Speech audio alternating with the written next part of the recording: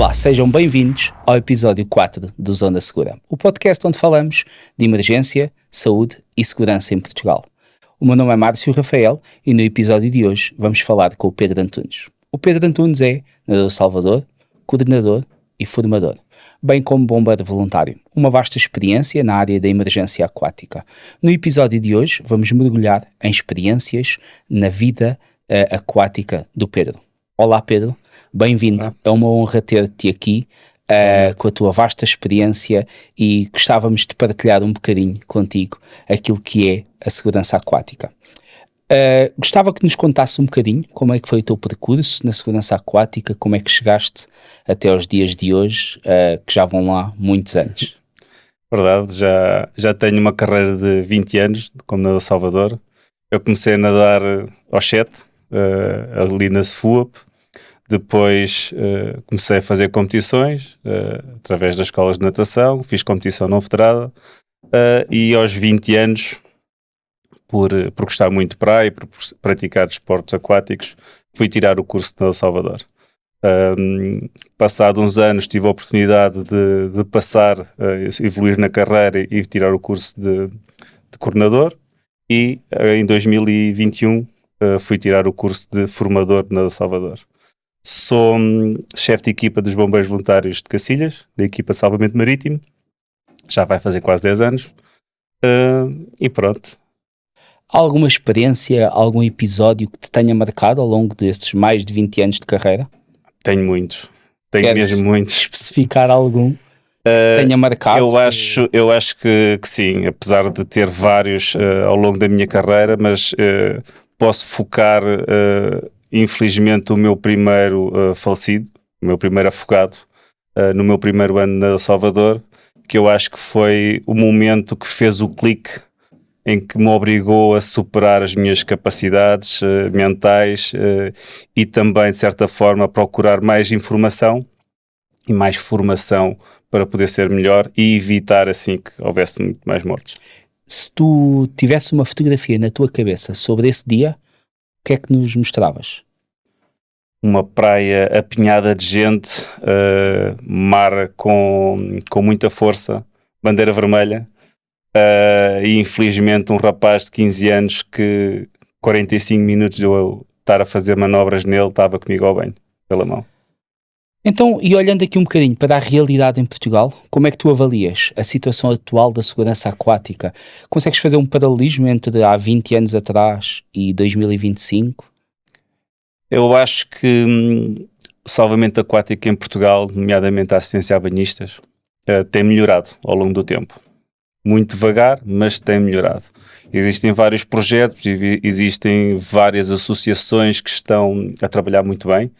No caso da Almada é esse mesmo, que existe um projeto da Câmara Municipal que apoia todas as associações que estão a trabalhar no nosso município, mas existem várias ao longo, por todo o país, em Espinho, no Algarve, no Alentejo, em Lisboa. Existem vários projetos que ajudam e que têm melhorado as condições não só dos nossos salvadores, mas principalmente das condições de segurança nas praias portuguesas. Falando aqui um bocadinho das condições de segurança das praias portuguesas, qual é o sítio para ti que mais perigo envolve? Quais são os maiores riscos? O sítio onde há mais mortes e onde há menos prevenção, está interligado uma coisa com a outra? Podemos dizer que sim. Eu acho que as estatísticas do Observatório do Afogamento demonstram isso. Existem muito mais mortos no mar. Existem muito mais mortos em sítios, em praias praias marítimas que não têm vigilância, ou seja, antes ou depois da abertura das épocas balneares. São alturas em que já existe calor, as pessoas vêm do inverno sedentas por praia e depois colocam-se em perigo. Ainda são alturas que o mar ainda tem muita força e como não conseguem ou não sabem identificar os riscos e as suas capacidades também, acabam-se por colocar em situações difíceis e infelizmente às vezes acabam em tragédia. Falaste em praias vigiadas, praias não vigiadas. Durante a época balnear, todas as praias são vigiadas? Como é que decidimos ir para a praia sabendo se é vigiada ou não é vigiada? Além de chegarmos à praia Tena do Salvador, mas temos alguma ideia? Como é que é definido as praias que são vigiadas e as que não são? As praias que são consideradas praias de banhos são editadas anualmente em legislação em Diário da República. Portanto, é a maneira que qualquer popular tem em saber. Depois disso, entre cada município, a época balnear vai mudando. O mais comum aqui na nossa zona é entre 1 de junho a 30 de setembro, mas se formos, por exemplo, ali para a zona de Sesimbra, já começa a 15 ou a 7 de junho e acaba a 15 de setembro. No Algarve, em Oeiras, Cascais, já se estende aos 6 meses, já iniciam em maio e terminam no final de outubro. Ou seja, estamos a falar que hoje já não temos um verão típico de 3 meses, mas já temos em muitos locais do país um verão ou uma assistência a banhistas. E é o que faz sentido. Acho que, na minha opinião, o que faz sentido é mesmo ter assistência a banhistas o ano todo, obviamente com rácios de efetivos diferentes, mas é o que faz sentido. Nós somos um país de verão, de turismo, temos constantemente utilizadores na praia e se calhar com mais empenhamento de pessoas e de recursos humanos e meios, poderíamos evitar se calhar algumas mortes que ainda infelizmente acontecem. Falando mesmo em mortes e pegando nesse assunto, pegando aqui num assunto que ambos gostamos muito, que é a estatística, as estatísticas mostram-nos que em Portugal as mortes por afogamento de ano para ano têm reduzido. Na tua opinião, o que é que falta efetivamente para nós reduzirmos isto para números razoáveis? O número razoável era 0, não é? Como é óbvio, mas o que é que falta efetivamente na assistência a banhistas para reduzirmos? Eu estive a reler, quando fui convidado por ti para vir aqui, eu estive a reler as estatísticas dos anos mais antigos e nota-se, avaliando aquele gráfico, nota-se que existe uma grande redução a partir do momento em que o ISN teve uma grande campanha que é o Amar, a ir e voltar, juntamente com outros programas, nomeadamente o programa Seamaster, que é das carrinhas que ajudam no patrulhamento de zonas não vigiadas. Houve um decréscimo muito grande, praticamente para metade, do número de situações. Infelizmente o projeto não cobre o país todo, e existe a parte do interior, porque este projeto era só mais para a parte de praias marítimas. Mas respondendo à tua questão, eu acho que o que falta mesmo é que haja a nível educacional a partilha de conhecimentos e o ensino do que é segurança aquática. Nós somos um país à beira-mar, de navegadores, e perdemos muito aquilo que um amigo meu costuma dizer muitas vezes: nós não temos literacia oceânica. Então, o segredo, já respondendo à minha próxima pergunta, penso que esteja na prevenção, na sensibilização e olharmos cada vez mais para as crianças como um ponto de evolução. Concordas? Exatamente. As crianças são o nosso futuro. Não é à toa que, por exemplo, com a sensibilização da reciclagem, foi através da reciclagem e explicando o processo às crianças que se conseguiu passar esses mesmos métodos e procedimentos aos adultos. As crianças ensinam os pais. E eu acho que com a literacia oceânica, com a segurança aquática, acho que é o mesmo. Em Sines existe um projeto com 20 anos, que é o Nado Salvador Júnior, que tem provas dadas a nível mundial do que é esta passagem de conhecimentos dos mais pequenos para os adultos, pequeninos com 5, 6 anos, que hoje já são nadadores salvadores e que ajudam neste mesmo projeto, portanto. Então, hoje, se tivesses que escolher um método para alterarmos o comportamento das pessoas, qual era a ação que desenvolvias? Era ensino público. Ensino público de segurança aquática. Exatamente. Faria toda a diferença naquilo que é as mortes por afogamento.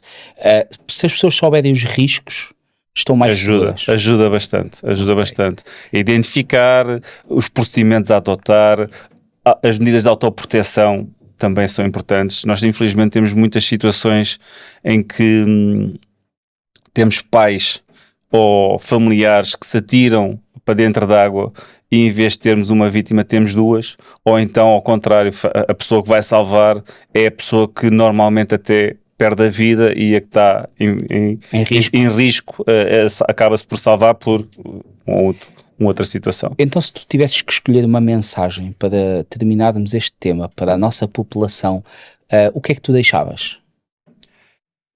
Procurem informação, que hoje em dia há muita informação. Procurem informação e aprendam a nadar.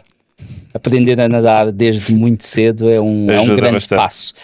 E falando aqui um bocadinho dos profissionais, que são aqueles que estão diariamente na linha da frente, já te confidenciei algumas vezes que faz-me alguma confusão pessoas durante dias e dias a fio na praia, 10 horas por dia, com uma alimentação que muitas vezes não é adequada, com uma hidratação que não é adequada.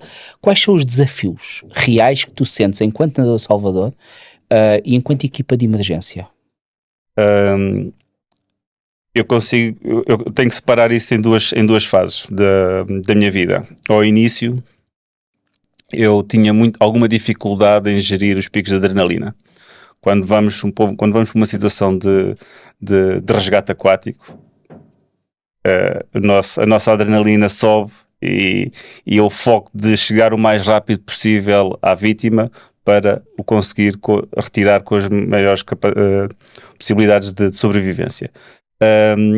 Portanto, na minha primeira parte da carreira e de experiência com o salvamento aquático seria a gestão da adrenalina e do foco. Depois, o cansaço.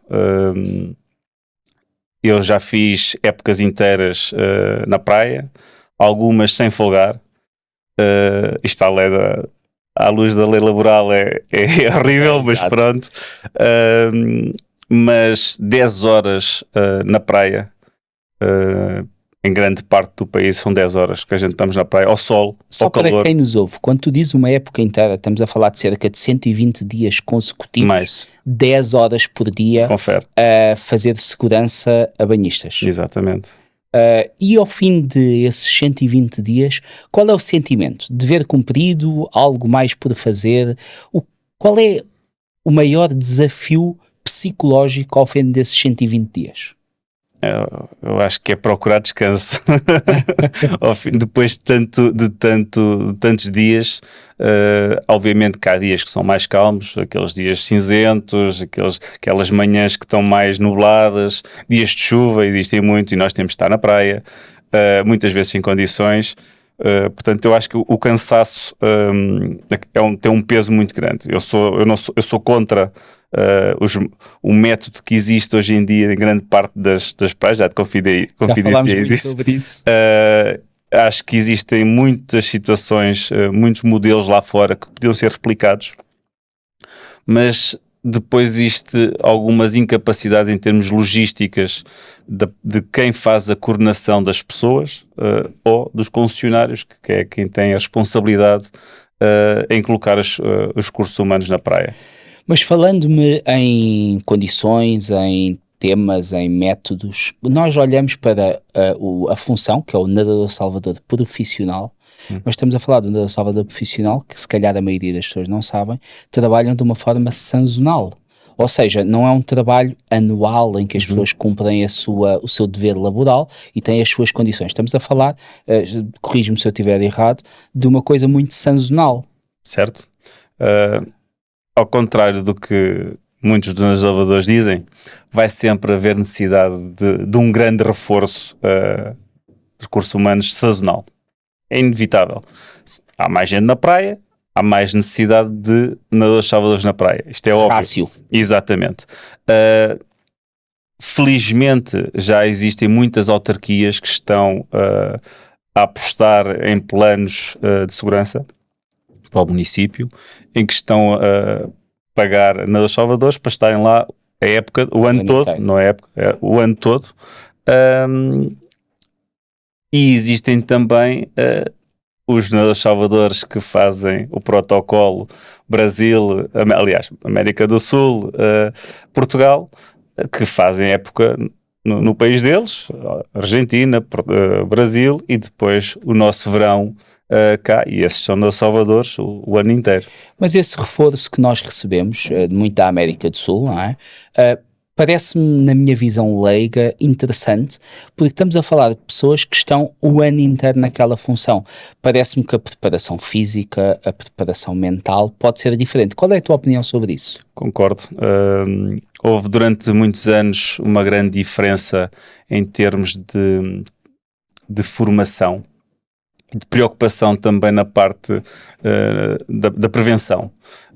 As guidelines americanas é tudo no agir, na ação, apostam muito na ação, preparação física, capacidade, meios, tudo. As guidelines europeias começaram-se há muitos anos a apostar na prevenção, e durante alguns anos, no início destes protocolos, havia ainda um grande choque entre a prevenção e a ação. A malta do Brasil, muitos amigos meus, são grandes máquinas, são os primeiros a chegar à vítima, pecavam muito na parte da prevenção. Isto felizmente tem estado a melhorar substancialmente, muito então, desde que começaram a tirar o curso em Portugal, e então isso tem sido alterado. Isso é muito interessante. O curso em Portugal é válido no Brasil e o curso no Brasil é válido em Portugal ou na Argentina? Não.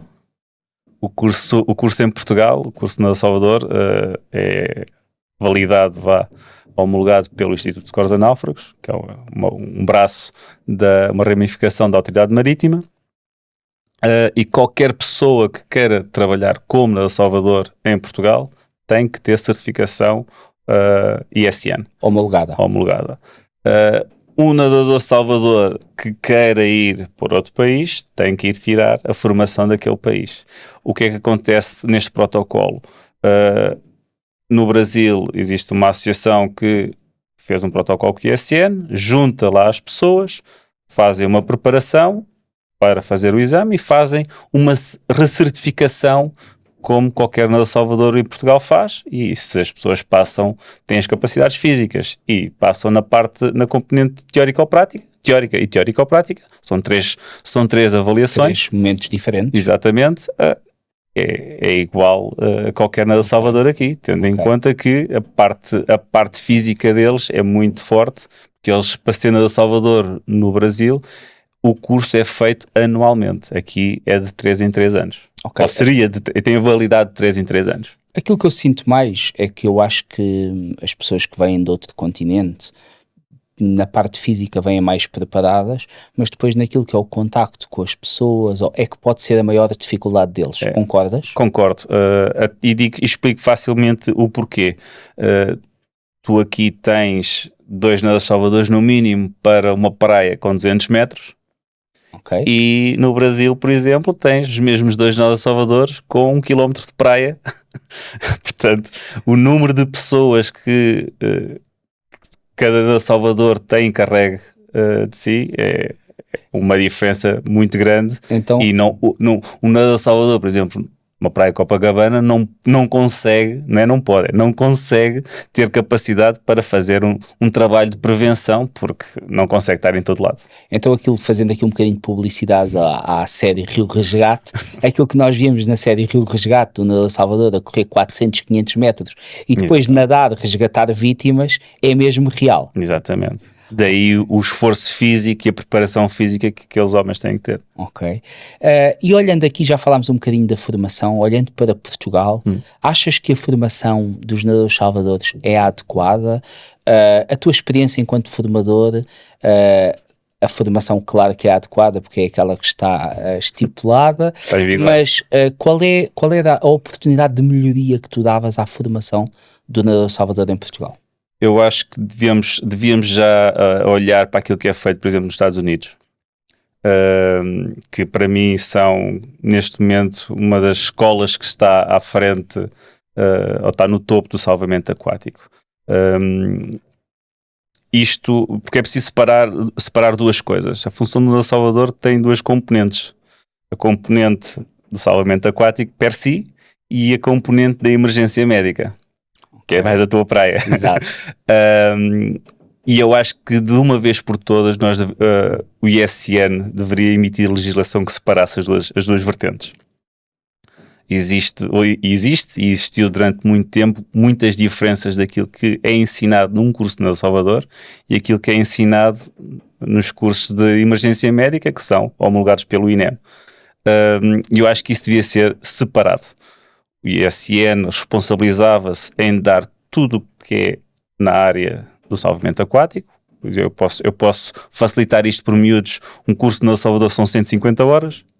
Portanto, dessas 150 horas, 100 eram dedicadas à parte do salvamento aquático, à história, os meios, o afogamento, as técnicas de salvamento, tudo.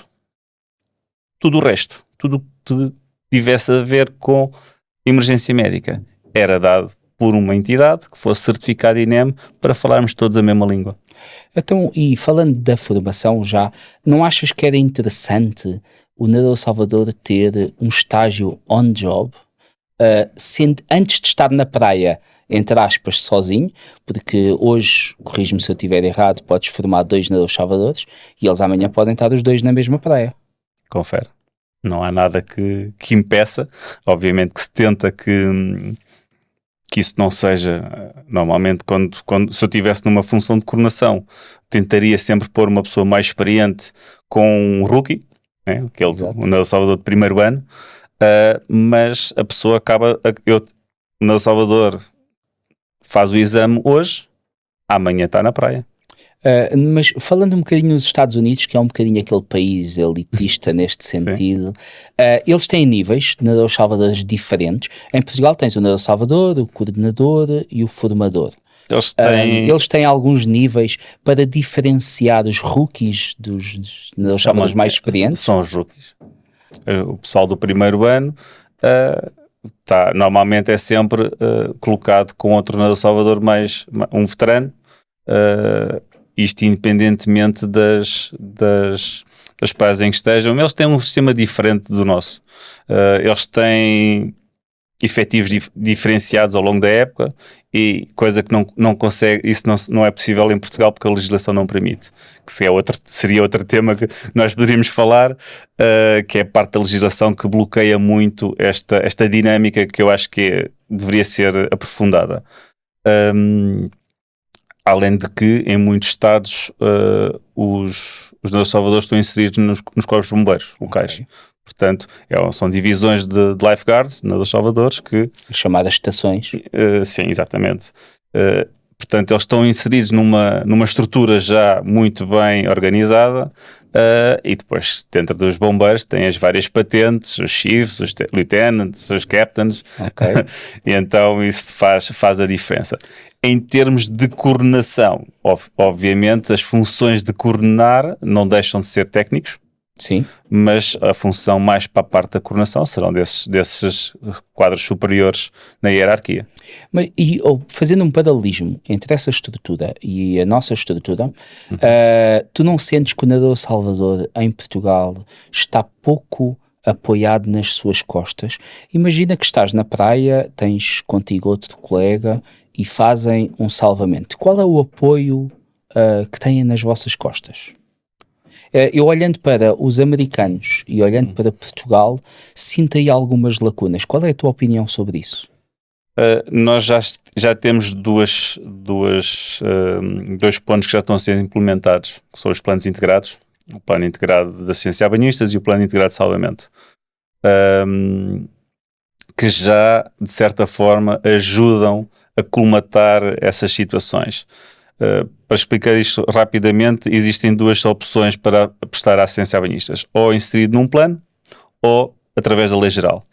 O plano o que faz é reduzir efetivo na praia, recursos humanos, apoiar com meios de comunicação, veículos móveis, veículos aquáticos, para equilibrar a falta dos recursos humanos. A lei geral o que faz é 2 El Salvadores por cada 100 metros e mais um por cada porção de 50. Okay. Portanto, uma praia que tenha 100 metros de concessão tem obrigatoriamente de ter lá 2 El Salvadores todos os dias.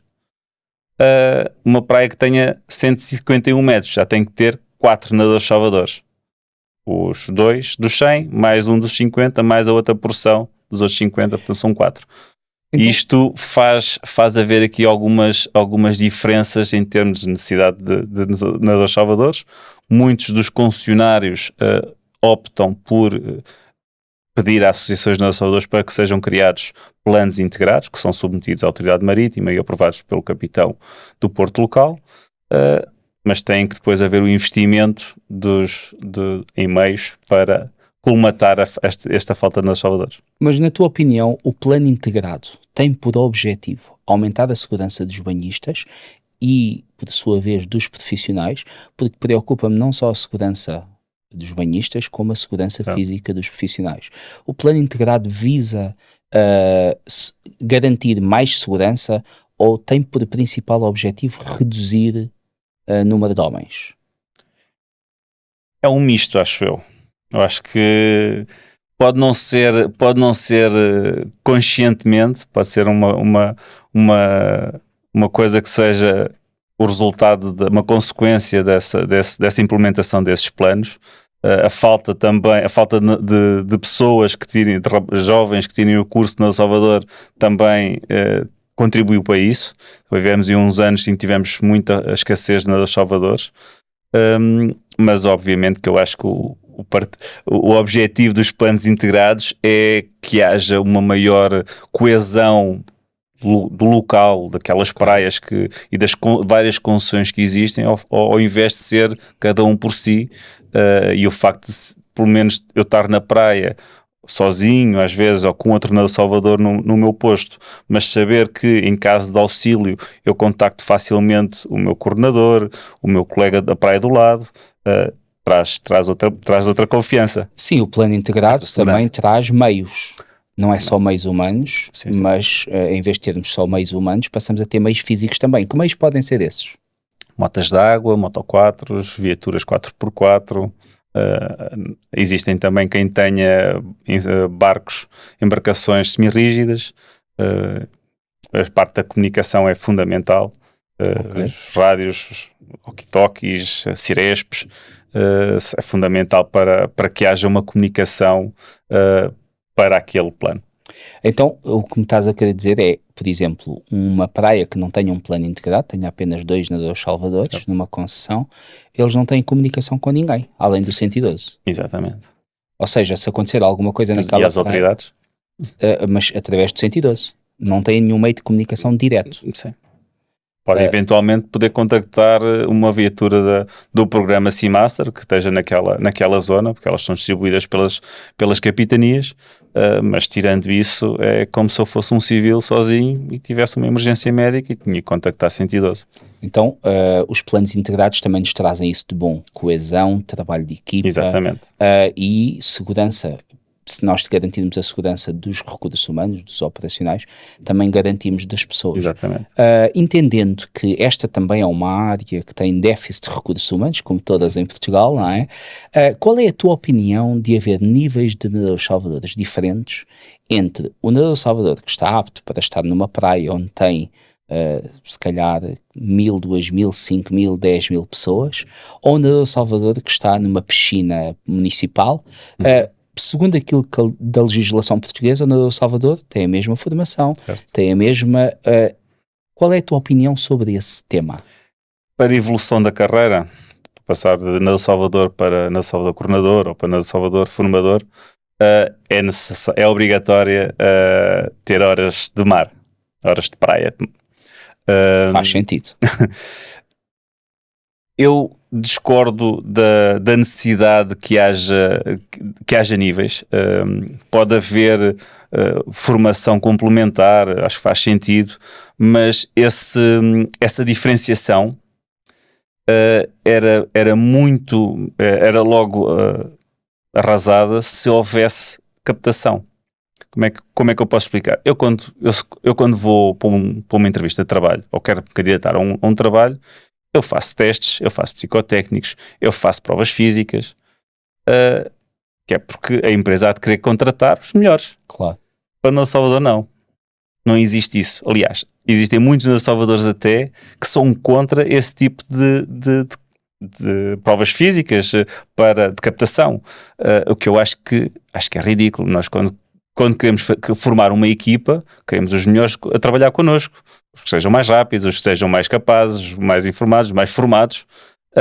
E nem sempre, eu costumo brincar um bocadinho, e não quero melindrar ninguém, mas eu costumo dizer que os nossos salvadores são tipo mercenários. Porque basta às vezes num dia pagarem mais 5 euros ou mais um café ou um gelado na praia do lado, e eu abandono onde estava e vou para aquela praia. Eu acho que não deveria ser assim. Acho que isso no estrangeiro. O Brasil, eles normalmente são militares, são bombeiros militares. Nos Estados Unidos também existem associações de El Salvador ou clubes de surf também, em que estão organizados nesse sentido, mas não existe esta, eu hoje estou aqui, amanhã estou ali. Não, eu estou numa associação de El Salvadores, eu tenho que estar afeto àquela associação. Eu posso ir trabalhar noutra praia da associação, que a associação esteja a prestar serviço, mas não vou trabalhar para uma outra entidade assim às 3 pancadas. Não há lealdade, acho eu, que é o que se pode dizer, dentro do mundo dos nossos salvadores. Devemos focar-nos em fazer o nosso serviço ali e acho que falta isso. Eu acho um bocadinho que isto tinha que ser um bocadinho ganha-ganha. O nadador Salvador ganha, a entidade contratante ganha. O problema é que não existe entidade contratante. A entidade contratante é a Associação de Nadadores Salvadores. Mas a questão é, 90 e muitos por cento de nadadores salvadores são patrões de si próprios. Exatamente. Que trabalham em regime de prestação de serviços. E isso tira o vínculo, tira tudo aquilo que tu estás a falar. Como é que nós poderíamos encontrar um modelo em que o nadador Salvador soubesse que tem uma evolução na carreira, porque eu acho que a carreira de nadador Salvador tem que ser valorizada, as pessoas têm que ser valorizadas, e só assim é que nós conseguimos ter os melhores. Mas isso é um bocadinho o espelho do nosso mundo laboral em Portugal. Como é que nós poderíamos valorizar a carreira do nadador Salvador e fidelizá-lo, como tu estás a dizer? O que é que tu farias hoje? Criando carreira, apesar dela estar definida, eu acho que isso devia ser associado, já que as autarquias têm a capacidade e a competência em prestar a segurança nas praias, deveria ser as autarquias a promover essa orgânica, para que haja uma maior fixação de nós salvadores naquele local. Se calhar muita gente não percebe. Aquilo que tu estás a querer dizer é, se eu amanhã quiser alugar palhotas na praia, uma praia que não tem nada, quero vender gelados e alugar palhotas. No verão, a autarquia local faz um edital e diz que eu tenho que ter nadadores salvadores. Ou seja, passa-te a concessão. A autarquia é responsável por te dar a concessão. Quem faz o edital depois é a autoridade marítima em consonância. Mas inerente à concessão, tenho que contratar nadadores salvadores eu próprio. Exatamente. Ou seja, que a minha função é alugar palhotas e vender gelados, a seguir sou líder da equipa de nadadores salvadores. E pagar a segurança naquela praia. Ou seja, uma praia que não tenha concessão é uma praia sem vigilância. Não tem vigilância. Por norma, sim. Ok, então, e achas que a função do nadador Salvador na praia, nessas concessões, é uma obrigação ou é um critério de qualidade de segurança? Achas que eles as concessões contratam nadadores Salvadores porque é obrigatório ou porque efetivamente vivem a segurança aquática ali, na praia deles, entre aspas? Eu espero não chocar, mas eu acho que má publicidade nunca é boa para ninguém, acho eu. E obviamente nenhum autarca, já que estamos próximo das autárquicas, das eleições, ninguém quer mortes no seu município, nem nas suas praias. Alguns fazem essa aposta, esse investimento, porque efetivamente vão percebendo um bocadinho a necessidade, não é? Outros não veem tanta necessidade. É como eu disse, Portugal é um país de praia, de turismo. Temos milhares milhões, se calhar, de turistas que vêm praticar desportos aquáticos. Muitos deles nunca viram o mar na vida. E não existe segurança para essas pessoas. Tivemos o caso este ano de dois afogamentos graves aqui na costa. Um deles era estudante de Erasmus e acabou por falecer porque ninguém, apesar de eu não vou entrar aqui em pormenores, porque isto a culpa também não há de ser da escola de surf, mas deveria de haver mais segurança, devia de haver mais investimento. Não podemos ter, obviamente também não podemos ter um nadador Salvador para cada banhista. Mas o investimento, pelo menos aqui em Almada, tem sido gradual. Há sempre mais investimento. Nunca é aquele que a gente gostaria que exista, que deveria de existir. Mas eu acho que as coisas devem ser mais intensivas. E há muitos municípios que não têm qualquer investimento, nem têm qualquer plano de segurança nas praias daqueles municípios. Qual é a diferença entre o plano de segurança aquática que estás a falar ou o plano que as associações de nadadores salvadores fazem, na concessão? Existem dois planos diferentes? Pode-se dizer que sim. Uma coisa é os planos... como eu expliquei há bocado, existe o plano de assistência a banhistas, o plano integrado de assistência a banhistas e o plano integrado de segurança. Okay? Isto é durante a época balnear. Okay? Depois existe programas, planos, como queiram chamar, que são desenvolvidos pelas autarquias, que são para o ano todo. São à parte, é a autarquia que financia, coloca os recursos humanos, coloca os meios motorizados e presta a tal vigilância, a tal assistência a banhistas o ano todo. Isto é distinto de tudo o que existe em termos de segurança aquática durante a época balnear.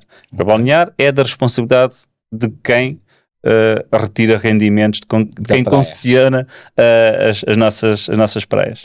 Quem concessiona diretamente na areia. Exatamente. Não é? Sim. Se eu tiver um negócio qualquer, provavelmente não tens necessidade de ter concessão. Isso depois está definido no tal edital.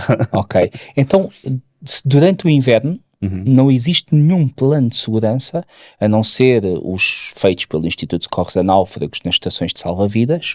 Certo. Não existe mais ninguém. Imagina que estamos na Praia da Foz, em Sesimbra, e temos um surfista ao largo. Quem é que faz esse socorro?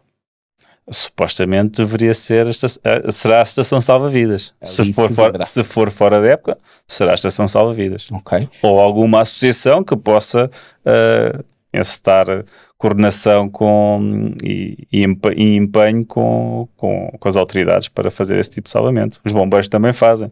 Ok. Nós olhamos para os outros países e vimos o Brasil, vimos os Estados Unidos, eu não sou um grande conhecedor, Austrália. Os nadadores salvadores, na grande maioria, estão integrados nos corpos de bombeiros.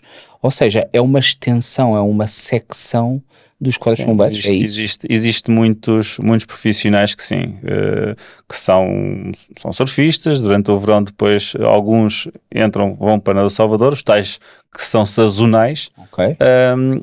Grande parte desses sazonais também podem ser paramédicos, técnicos de emergência médica, bombeiros também, e outros já estão na estrutura, são os tais lifeguard o ano inteiro, nas tais divisões, e esses fazem o tal patrulhamento diário, os treinos, as formações, as sensibilizações nas escolas, isso tudo. Ou seja, tu podias ter nadadores salvadores o ano inteiro e havia trabalhos para eles o ano inteiro. Sim, desde sensibilizações, prevenção, eventos, todas essas, na tua opinião, segundo eu percebi, deveriam estar mais próximos das autarquias. Certo. Do que das associações de nadadores salvadores. Exatamente. Ou dos corpos de bombeiros locais, por exemplo, já que existe pelo menos um corpo de bombeiros em cada localidade, portanto, eu acho que sim, acho que devia ser a aposta. Eu até posso fazer aqui uma confidência, nós que somos do mundo dos bombeiros, nós temos as equipas de intervenção permanente e uma das missões dos bombeiros é realizar socorros a náufragos. Okay. Pela legislação é uma das nossas competências, mas para as provas de ingresso para essas equipas, não há nada que lide com o meio aquático. Portanto, eu posso ser um bombeiro de uma equipa de intervenção permanente e posso não saber nadar. Ou seja, para quem nos está a ouvir, perceba, uma equipa de intervenção permanente são aqueles que intervêm na primeira linha. Exatamente. Imagina que temos aqui no cais do Ginjal uma pessoa que cai ao rio. Exato. Essas equipas são as primeiras a chegar. Supostamente podem ser. Podem ser. Então estamos a falar que se põe em risco não significa, atenção, que eu estou a dizer isto, mas não é para chocar o mundo dos bombeiros, não significa que as pessoas não possam ter formação, ou competências ou capacidades, ok? Claro. Mas na parte da admissão não há essa preocupação a nível de legislação de saber se a pessoa tem alguma aptidão ou não para o meio aquático. Eu acho que isso é um risco. É um risco e era uma evolução nesse sentido, não é? Então, e fazendo aqui um resumo, qual é a tua visão para a segurança aquática? Nós estamos aqui a passos largos a caminhar para as próximas eleições autárquicas. Certo. E se tu pudesses dar uma opinião, uma ideia, uma visão daquilo que era um sistema de segurança aquática ideal, qual era a tua ideia? Um conselho para o Presidente da Câmara. Provavelmente seria que devesse apostar numa segurança o ano inteiro em todos no seu município, isto válido para todos, porque mesmo falando para os municípios do interior, existem sempre municípios que têm rios e existem muitos acidentes nos rios. Não digo para fazer grandes equipas, para fazer ali um batalhão de nadadores salvadores, mas que houvesse pelo menos pessoas a fazerem vigilância, a fazer prevenção, a fazer sensibilização nas escolas e investir assim num corpo, numa equipa de nadadores salvadores para que preste segurança o ano inteiro na autarquia. Tu és fã de praia? Incondicional, eu sou mais fã de praia fluvial e como tu falavas, o interior é isso mesmo, é o interior e está um bocadinho esquecido naquele aspecto. Nós podemos percorrer diversas praias fluviais no interior do país. E não vês ninguém. E não há, na grande maioria delas, não há concessão, não há nadador salvador. Exatamente. Então, e olhando aqui para os nadadores salvadores, para a segurança aquática em Portugal, a tecnologia está aí. Certo. Cada vez mais drones. O que é que existe tecnologia nas praias portuguesas hoje? Hoje estamos a 25 de agosto e o que é que tu vês de tecnologia nas praias hoje? Não existe muita coisa. Acho que poderíamos já estar mais avançados nisso. Existem aquelas boias motorizadas, telecomandadas que fazem chegar um meio de salvamento a uma vítima que seja a afogar, que é as U-Safes e U-Boats, essas coisas todas. Depois existem várias marcas, claro, vários modelos. Existem já drones. Já tive conhecimento, já existem drones que sobrevoam a vítima e deixam cair um insuflável, um meio que insufla por si só e que mantém as vias aéreas da vítima fora d'água, e pouco mais existe. Sei que a Marinha recentemente está a desenvolver um departamento de drones que se calhar pode ajudar a desenvolver essa área a nível institucional, ISN e isso tudo, mas de resto tenho pouco conhecimento que exista esse tipo de mais tecnologia. Existem também as scooters,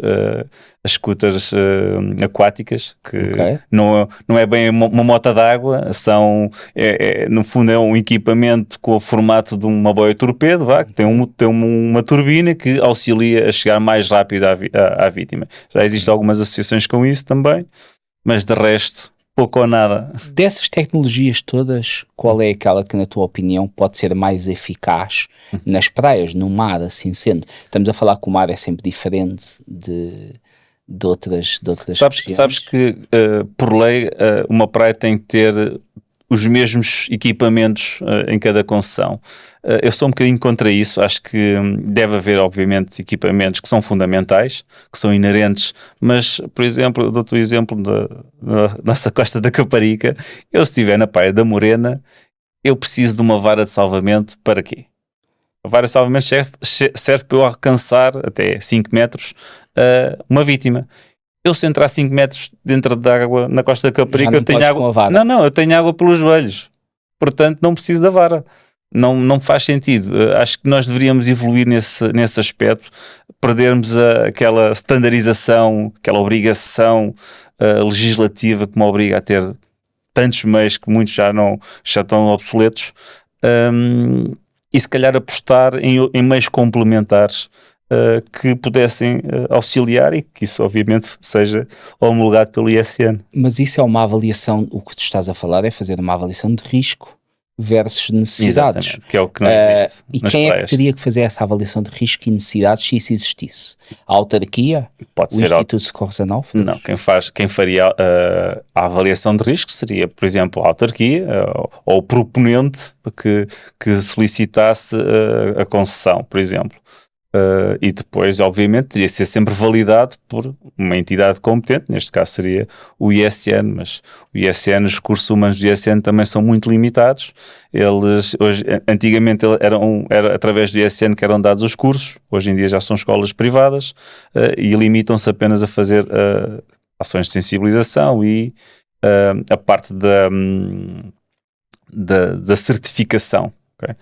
Portanto, já têm muito por onde se coçarem, como se costuma dizer, e eles não têm essa capacidade de ainda fazer a parte da verificação. A parte da verificação no local cabe também à Polícia Marítima, à Autoridade Marítima, que vão verificando se, por exemplo, as malas de primeiros socorros estão adequadas, os meios são os que são requeridos pela lei, e pronto, basicamente é isto. Existe alguma legislação que obrigue as praias a ter desfibrilhador? Existe o Instituto de Socorros a Náufragos ou a Autoridade Marítima? Tem alguma obrigatoriedade nesse sentido? As carrinhas deles já são todas equipadas, igualmente as motoquadros são equipadas com kit de oxigenoterapia e desfibrilhador. As viaturas de apoio aos planos integrados, muitas delas, felizmente, também já estão equipadas com os mesmos equipamentos. Mas obrigatoriamente não existe nada. Okay. É uma mais-valia para o plano, mas não é obrigatoriedade. Se tu pudesses dar aqui uma opinião aos profissionais, aos nadadores salvadores, aqui numa forma resumida, qual é, naquilo que é a postura, a forma de falar com as pessoas, a prevenção? Eu olho para a praia e gostava um dia que a praia fosse um local de harmonia entre o banhista e o nadador salvador. E isso nem sempre acontece. O nadador salvador, qual é a tua opinião e qual era a tua mensagem para os nadadores salvadores para ter essa harmonia e para percebermos todos que estamos todos do mesmo lado? Eu costumo, assim, lidar com o público é sempre difícil. Fazer com que o público faça aquilo que a gente quer ainda é mais difícil. E eu costumo dizer isto aos meus alunos. Nós não é por vestirmos amarelo e termos um apito e sermos quase equiparados a uma autoridade na praia, não significa que nós somos autoridade. Não basta ter o apito e começar a apitar pipi, para cada boia, para cá, vai para ali, sai. Não basta. É preciso explicar às pessoas o que é que estamos a fazer, porque é que estamos a fazer. E isso iria resolver muitos problemas. Reincidências de mergulhos no mesmo sítio, tomar banho no mesmo sítio, as outras pessoas à volta também seriam a perceber essa situação, porque senão a gente está na praia e está a ouvir constantemente o apito do El Salvador e acho que não há necessidade.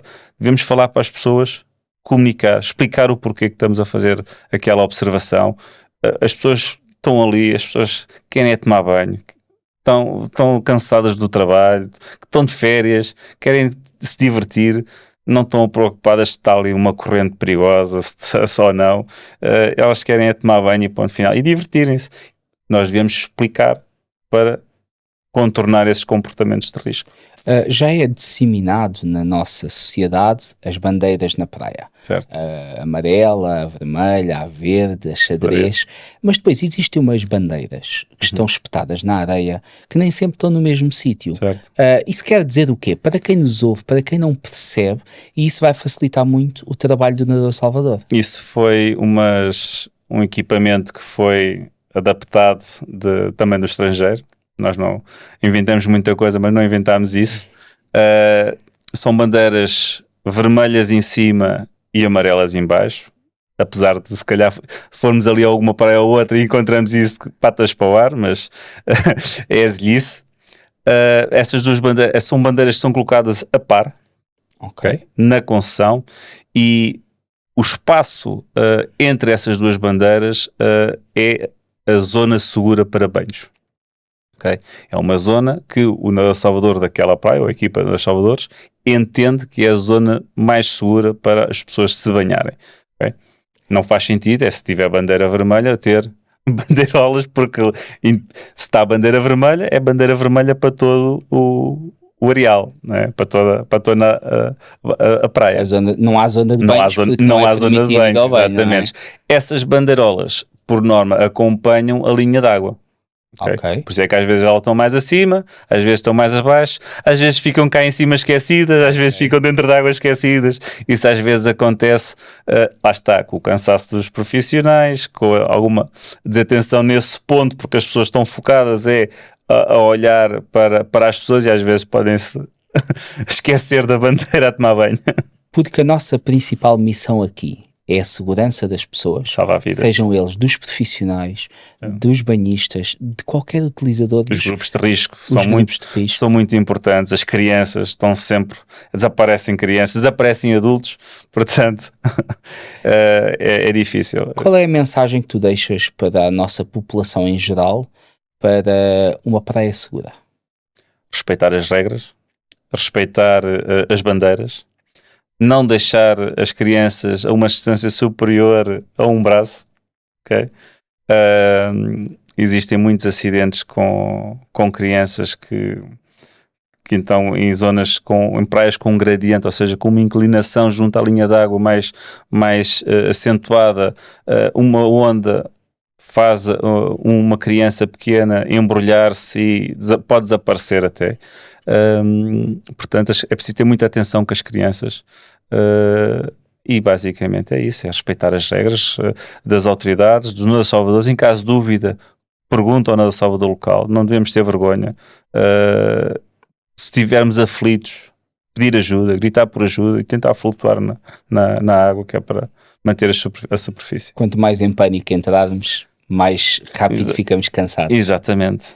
Bem, Pedro, chegamos ao fim do nosso Zona Segura, ao fim de mais de 20 anos de amizade e de companheirismo. Foi um orgulho ter-te aqui. Obrigado. Acho que foi muito importante para nós estares aqui. Este foi o 4º episódio do podcast de Zona Segura, em que a principal mensagem que aqui deixamos é: salvar vidas depende de todos. Não é só do nadador Salvador, não é só das equipas de emergência, depende de cada um de nós. Siga-nos e para o próximo mês temos outro tema. Obrigado a todos.